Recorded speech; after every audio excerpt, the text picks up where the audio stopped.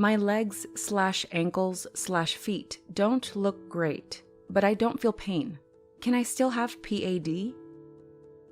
Yes, you can have PAD, even severe PAD, without pain. Why is that? How is that? It has to do with diabetes. Not all patients with PAD have diabetes, and not all diabetic patients will get PAD.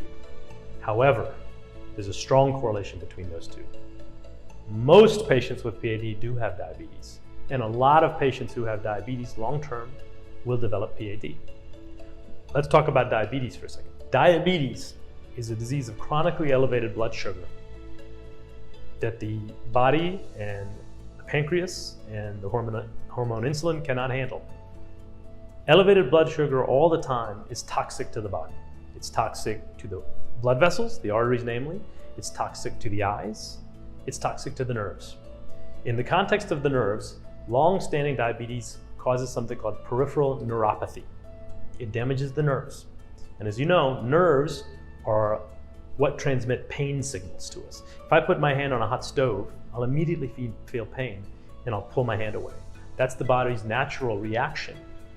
If I didn't feel pain, I'd rest my hand on there and it would melt all the skin off my hand. So pain is a good thing because it tells us when there's something wrong. And it's generally a good barometer that if something's wrong, stop doing that. However, patients with diabetic neuropathy or peripheral neuropathy, their pain signals are often dulled or completely gone because their nerves are damaged. So they don't feel pain in the way that normal people without peripheral neuropathy do. So you could have peripheral arterial disease, severe peripheral arterial disease with tissue damage, bad ulcer, tissue necrosis, dying tissue, and you could theoretically not feel any pain. And this isn't that common, but it is. We've seen it. I've seen it. I've seen patients with long-standing diabetes and PAD. They come in, they have a purple toe, it's dead tissue. Unfortunately, we can't help them anymore. It has to be amputated. And I ask them, like, why did you wait so long? And I try not to be accusatory because it's not their fault. And they answer me, Doc, I didn't feel any pain. They had such severe peripheral neuropathy from their diabetes that the pain signals weren't coming up.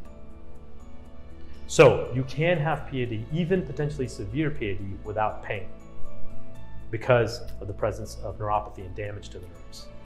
That being said, most patients do feel pain, and pain is one of the big indicators. Leg pain without any other obvious cause is one of the big indicators of PAD. It's one of the two big indications to refer to us so we can evaluate the patient. Wounds on the legs, ankle, or feet that aren't healing or slow to heal, and pain without any other cause. Those are the two big indications of PAD to refer to us. Remember, when you refer to us, we're not going to go straight to procedure. We're going to do a 7-point evaluation on the patient.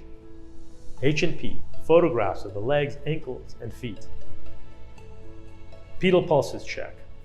Walking impairment questionnaire, handheld Doppler, ABI, duplex arterial ultrasound. Comprehensive evaluation to see whether there's PAD, how bad it is, what locations, and if the patient meets the criteria for procedure or not. If the patient does, we'll schedule them for procedure and we'll revascularize them and we'll almost certainly restore blood flow and make them better. And you're going to get a note for the same. So, wounds and or leg pain are the indications. That being said, there's an asterisk by the pain part. There may be situations where pain is not present, but there's still severe PAD. Those patients should also be referred. And the reason for that is severe peripheral neuropathy often dulls or eliminates the sensation of pain.